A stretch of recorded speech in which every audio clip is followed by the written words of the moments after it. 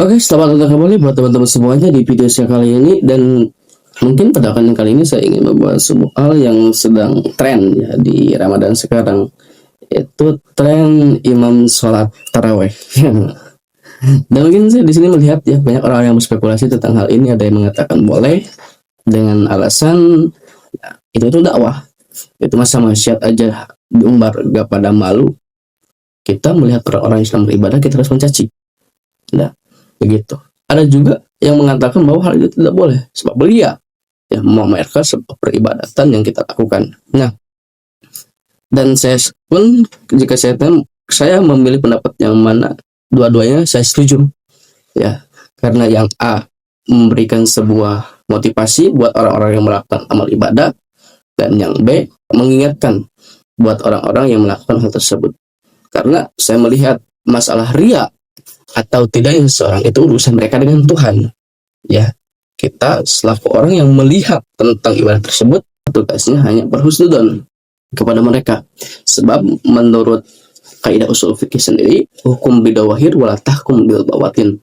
Hukumnya sesuatu dengan apa yang kita lihat pada dohirnya dulu, wala tahkum bil bawatin. Jangan dulu menghukumi sesuatu dari batinnya. Jadi kalau seandainya ada orang yang dari dohirnya bagus, ya kita hukumi bagus gitu.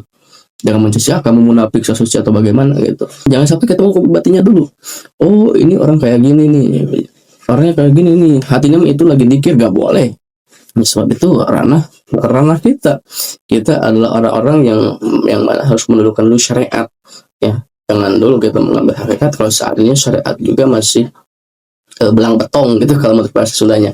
Dan mungkin ya di sini saya gak mau ya untuk memberikan masalah ini sesuai dengan apa yang saya inginkan ya. Kita berbicara sesuai data yang saya temukan menurut pandangan para ulama, biar teman-teman bisa menimbangnya ya, dan menghukumi dari referensi yang saya miliki sekarang. Dan kalaupun ada teman-teman yang memiliki referensi yang lebih kredibel yang tidak miliki, teman-teman bisa sampaikan di kolom komentar. Nanti saya akan evaluasi agar saya mungkin bisa lebih baik untuk ke depan dalam masalah hal ini.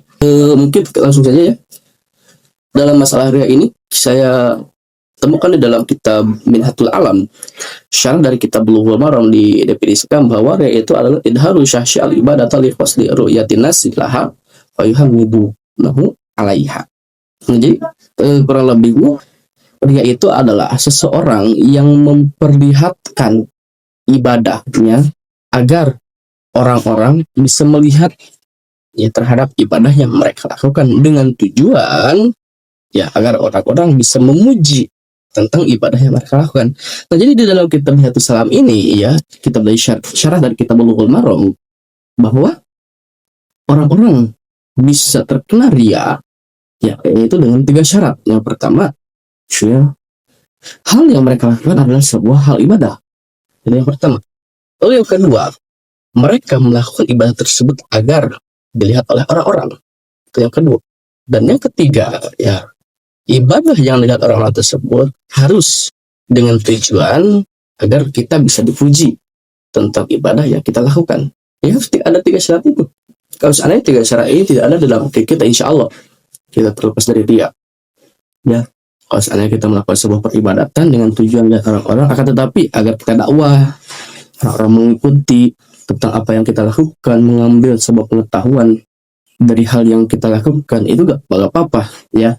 Bisa teman-teman lihat mungkin di dalam kitab Al-Arba'un Al-Uqdiyah, juga di dalam kitab Fathul Bari juga ada ya dalam masalah hal ini. Nanti mungkin saya akan spill referensinya. Nah, jadi mungkin masalah ria ini adalah masalah hati itu ya. Dan bahkan di dalam kitab Fathul Bari sendiri ya, disebutkan bahwa sunat hukumnya untuk kita memperlihatkan semua ibadah yang kita lakukan, tapi catatan penting ya. Sunat hukumnya kita memperlihatkan sebuah ibadah yang kita lakukan jika seandainya orang-orang bisa mengikuti apa yang kita lakukan, jika seandainya seseorang bisa mengambil sebuah pelajaran dari apa yang kita lakukan, dan jika seseorang bisa mengambil sebuah manfaat dari apa yang kita lakukan. Nah, maka seandainya ada 3 hal ini, sunat hukumnya untuk kita memperlihatkan sebuah ibadah yang kita lakukan ya. Kalau seandainya tidak ada hal ini, maka agak boleh gitu. Contoh, Misal ya, teman-teman jadi imam tentu buat konten seperti ini ya, yang konten coklat atau bagaimana saya nggak tahu ya. Teman-teman jadi imam tarawih. Nah, kalau seandainya orang-orang bisa ada kemungkinan orang-orang mengikuti hal tersebut, ya, hukumnya nggak apa-apa gitu.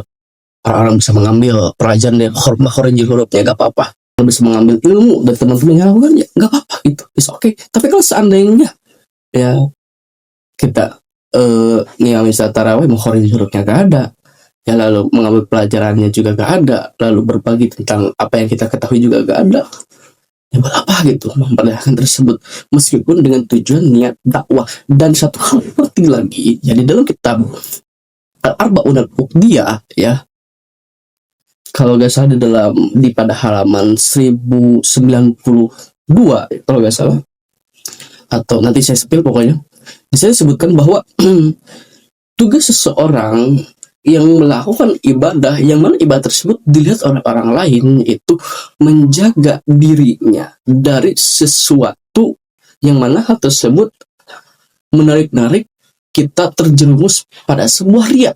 Ya, di sini Musallib memberikan sebuah analogi ya.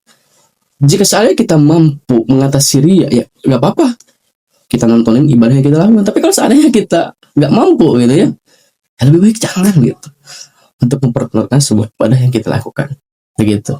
Pasalnya kita gak mampu, dan analogi Musallib antara mampu dan tidak mampunya mungkin lain seseorang yang mana jika seandainya kita melihat orang tenggelam ya, lalu kalau seandainya kita berenang dengan niat untuk menolong orang tersebut, lalu kita malah mati bersama dengan orang yang tenggelam tersebut gara-gara kita juga tenggelam, ya lebih baik yang ditolongin gitu.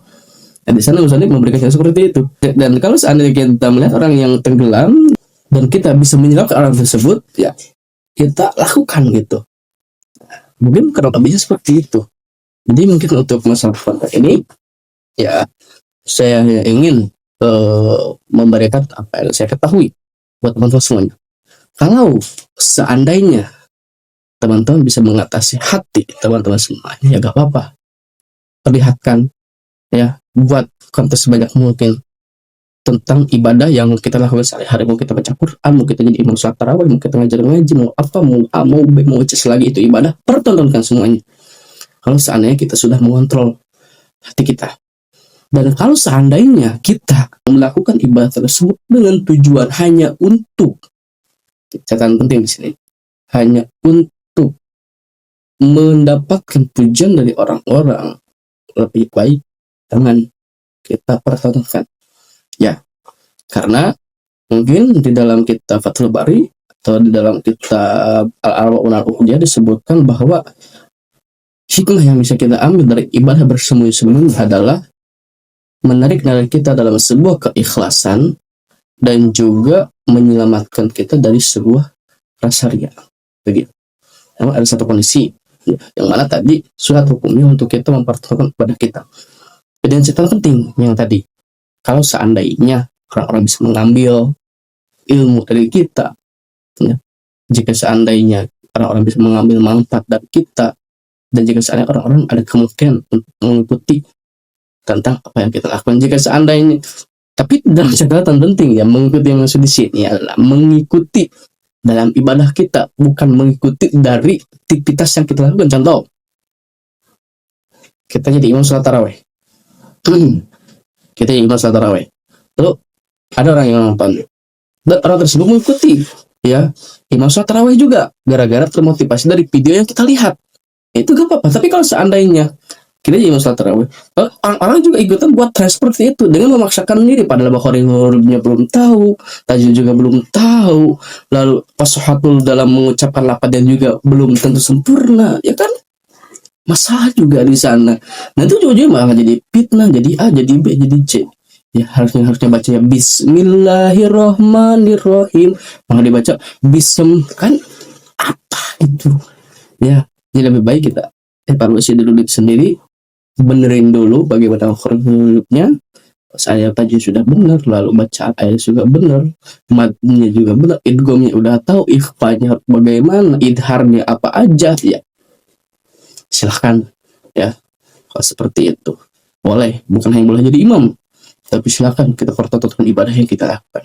Tapi dengan setan tadi, kalau seandainya hati kita sudah kuat, tapi misalnya hati kita belum kuat ya, lebih baik janganlah.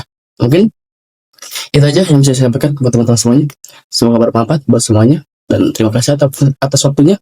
Wallahu a'lam bishawab.